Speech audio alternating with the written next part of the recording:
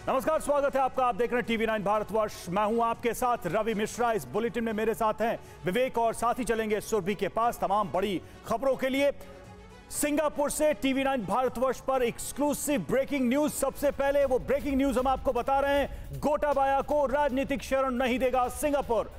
मालदीव के बाद सिंगापुर सरकार से गोटाबाया को झटका। तो अब देखिए, एक के बाद एक गोटाबाया को ये झटके लग रहे हैं। वो शरण के लिए अलग अलग देशों से गुहार कर रहे हैं, लेकिन ये दूसरा झटका, सिंगापुर सरकार ने भी शरण देने से इनकार किया है। गोटाबाया ने पहले मालदीव में शरण लेने की कोशिश की, फिर वहां विरोध हुआ और अब देखिए खबर ये आ रही है, बड़ी खबर है, राजनीतिक शरण नहीं देगा सिंगापुर गोटाबाया को। देश छोड़कर फरार हुए, देश के अंदर गोटाबाया के खिलाफ जिस तरह की नाराजगी देखी गई, जिस तरह का गुस्सा देखा गया, लोग सड़कों से लेकर राष्ट्रपति भवन, प्रधानमंत्री भवन तक में घुस गए और देश छोड़कर गोटाबाया को भागना पड़ा। लेकिन अब विदेश में भी, पड़ोसी देशों में भी शरण नहीं मिल रही है गोटाबाया को। गुरदीप सिंह हमारे साथ इस वक्त जुड़े हुए हैं। गुरदीप, क्या सिंगापुर सरकार की तरफ से कारण बताया गया है गोटाबाया को ना कहने का?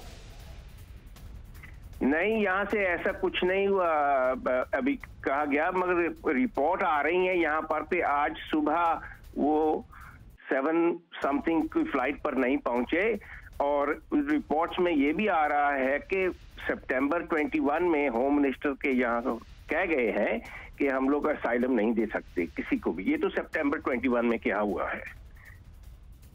तो क्या अभी गोटाबाया सिंगापुर में हैं? कहां हैं? इस बारे में कहीं कोई जानकारी?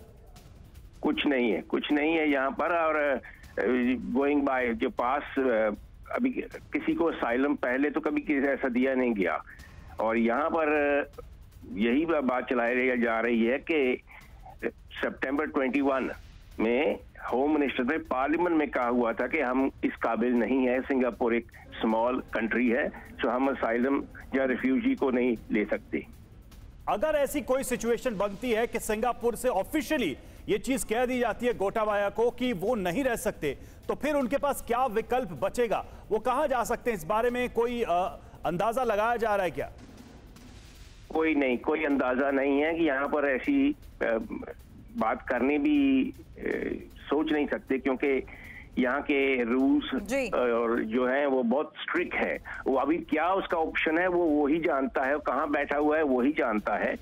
यहाँ पर तो मुश्किल है, नामुमकिन है। बिल्कुल, और ये बड़ा झटका भी रवि कह सकते हैं गोटाबाया के लिए है। हालांकि मुश्किलें अभी भी गोटाबाया की कम होने वाली नहीं है। विवेक बाजपेयी इस वक्त हमारे साथ जुड़ चुके हैं। विवेक, क्या जानकारी फिलहाल इस बारे में मिल रही है? क्योंकि सोर्सेज यही बता रहे हैं कि अब राजनीतिक शरण से इनकार सिंगापुर ने भी कर दिया है। बिल्कुल कर दिया है। और गुरदीप जी अभी जिस शब्द का इस्तेमाल किया वो है नामुमकिन, और नामुमकिन का मतलब ये है कि इससे ज्यादा बदतर हालत और बुरी खबर गोटाबाया के लिए नहीं हो सकती है कि वो अभी भी मौजूदा समय में श्रीलंका के राष्ट्राध्यक्ष हैं और उनको कोई देश अपने यहाँ पर ठहरने के लिए, रुकने के लिए, शरण देने के लिए तैयार नहीं है। तो आप समझिए कि कितनी बुरी। विवेक, लेकिन क्या ये हैरानी की बात है कि गोटाबाया ने चीन का रुख नहीं किया? सबसे ज्यादा दोस्ती तो चीन से ही थी।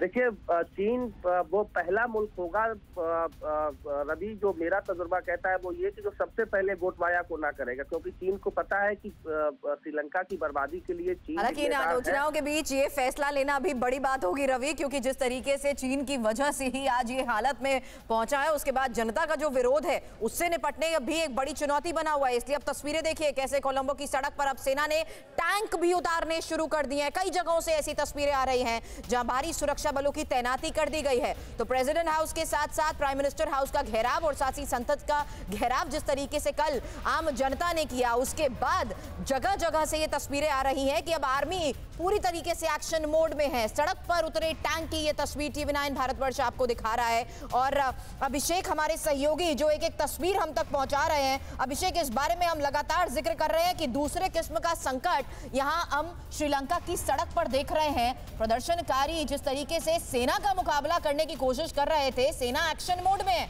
यही वजह है कि बख्तरबंद गाड़ियों के साथ साथ टैंक भी अब सड़क पर। देखिए मैं आपको एक अपडेट दे रहा हूँ कि प्रधानमंत्री का ऑफिस किस तरह से घेर लिया गया। देखिए ताज़ा अपडेट मैं आपको दे रहा हूँ, पूरा घेर लिया गया। और ये देखिए ये बस से चित्र दिखाई गई, इस बस से देखिए उतर रहे हैं सुरक्षा बल के जवान। सामने का मैं आपको दिखा रहा हूँ, श्रीलंका एयरफोर्स लिखा हुआ है। इस बस से भारी तादाद में ये प्राइम मिनिस्टर ऑफिस के सामने की ताज़ा सिचुएशन आपको दिखा रहा हूँ। देखिए कितनी भारी तादाद में यहाँ पर सुरक्षा बल इकट्ठा हो गए हैं।